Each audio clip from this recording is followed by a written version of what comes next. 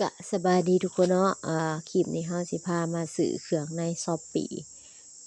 ใน Lazada เนาะทุกคนเนาะอันนี้เนาะเฮาสิซื้อใน Lazada เนาะทุกคนเนาะอันนี้เฮาซื้อดินสอพองเนาะส่งมาลาวได้เลยได้ทุกคนเนาะวิธีการซื้อเครื่องก็ง่ายๆเนาะทุกคนเนาะก่อนอื่นเมิดให้ทุกคนไปที่ Shopee Lazada แล้วก็Shopee หรือว่า Lazada เนาะทุกคนเนาะแล้วก็ไปที่อันนี้ข้อยอยู่หน้า Shopee เนาะทุกคนเนาะไปที่สินค้าที่เราจะซื้อเลยกดสั่งซื้อเลยเนาะทุกคนเนาะพอกดสั่งซื้อก็สิให้เราใส่รหัสใส่ที่อยู่การจัดส่งเราก่อนเนาะสำหรับเอื้อยสิใส่อนุสิทธิ์ขนส่งเลยเนาะเพราะว่าง่ายเนาะทุกคนเนาะแล้วก็เครื่องฮอดไวเนาะทุกคนเนาะอนุสิทธิ์ขนส่งมันคือเป็นลุงอรุณบัดนี้เอาใหม่นี่เนาะโอเคเนาะเปลี่ยนขึ้นมาเป็นอนุสิทธิ์ขนส่งแล้วเนาะทุกคนเนาะแล้วก็วิธีการชำระก็บ่ยากทุกคนเนาะถึงแม้นเราสิบ่มีบัญชีธนาคารไทยบ่มีTrueMoney ก็บ่เป็นหยังเนาะทุกคนเนาะสามารถชำระผ่าน LINE หรือว่าบัตรเครดิตหรือบัตรเดบิตก็ได้เนาะทุกคนเนาะแต่ว่าคลิปนี้เอื้อยสิมาชำระผ่าน LINE เนาะทุกคนเนาะ LINE ก็คือ LINE Pay นี่แหละทุกคนเนาะ LINE Pay นี่เนาะถ้าไผที่มี LINE Pay ก็สามารถชำระผ่าน LINE Pay ได้เนาะแต่ถ้าไผที่มีบัตรเดบิตหรือเครดิตก็สามารถเพิ่มบัตรเครดิตเดบิตได้เลยเนาะทุกคนเนาะวิธีการเพิ่มก็บ่ยากเนาะให้กดไปที่อ่าการเพิ่มวิธีเลือกวิธีการสั่งซื้อหั้นนะทุกคนเนาะเพิ่มชำระนี่เนาะเพิ่มบัตรเครดิตเดบิตนี่เนาะกดเข้ามานี่เลยเนาะก็เพิ่มเข้าไปเลยเนาะทุกคนเนาะมันก็สิมีหลายช่องทางให้เราเพิ่มเนาะแต่นี่เอื้อยสิมาชำระผ่าน LINE Pay เนาะทุกคนเนาะโอเคเนาะกดยืนยันเนาะชำระผ่าน LINE Pay อันนี้คือแพงแท้เว้ยบ่ฟรีเว้ยบ่เบิ่งเอื้อยสิเบิ่งก่อนเพราะว่าอยากได้คูปองอยากได้ค่าจัดส่งอะนะทุกคนบ่มีเนาะบ่มีจัดส่งฟรีบ่เบิ่งสิไปเก็บก่อนทุกคนไปเก็บ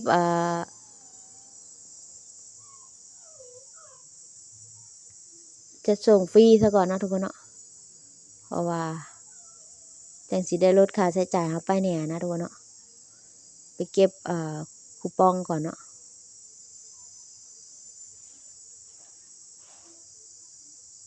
เก็บก่อนหรือว่าทางห้านเขาบ่ให้จัดส่งฟรีบ่ค่าส่ง48พู้นเด้นี่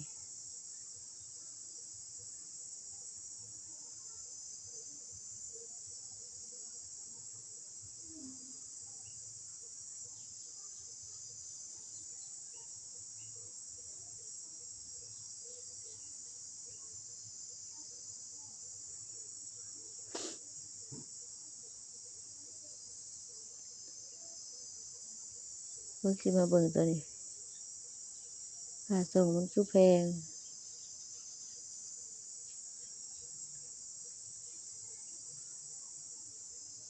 อันนี้ค่าส่ง38บ่แพงตัวนี้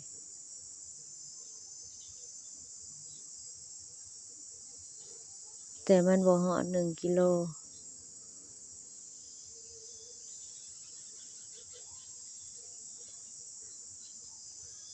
1กิโลอ้าว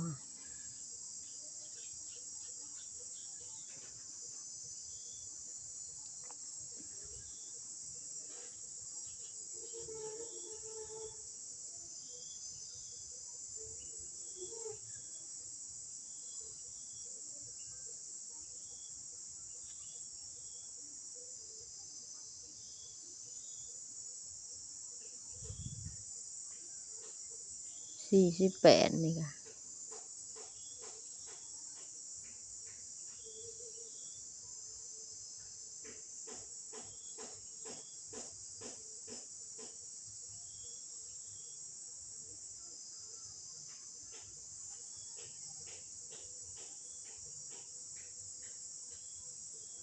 บ่มีฟรีค่าส่งบ่ฟรีเลยเนาะ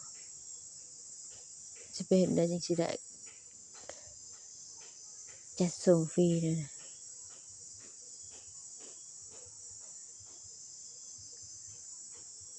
ติดตามหารก็ติดตามเลยนะค่าส่งเหลือ18 บาทมาเบิ่งกันก็เรียกว่า18 บาทเลย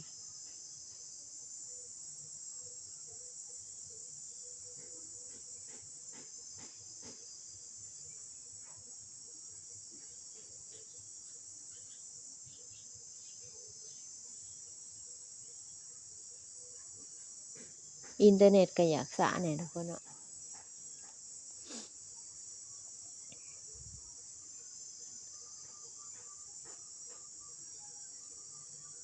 โอเคลองซื้อลองเบิ่งไม่ได้มันก็บ่มีค่ะอันนี้อยู่แล้วเนาะโอเคก็ขึ้นลงอรุณมาเปลี่ยนเป็นอนุสิทธิ์เปลี่ยนเป็นอนุสิทธิ์นะทุกคนเนาะอนุสิทธิ์ขนส่งแล้วพุ่นน่ะพอดีลูกค้าสิเอาอนุสิทธิ์ขนส่งอันนั้นเนาะทุกคนเนาะอนุสิทธิ์ขนส่งนี่ง่ายสุดแล้วเนาะอนุสิทธิ์นี่ง่ายสุดแล้วเนาะทุกคนเนาะยังเหลือ18 บาท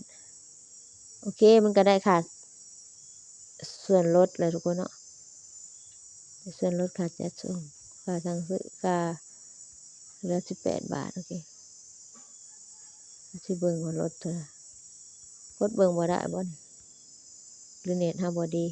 โอเคเนาะทุกเนาะกดสั่งซื้อไปเลยเนาะ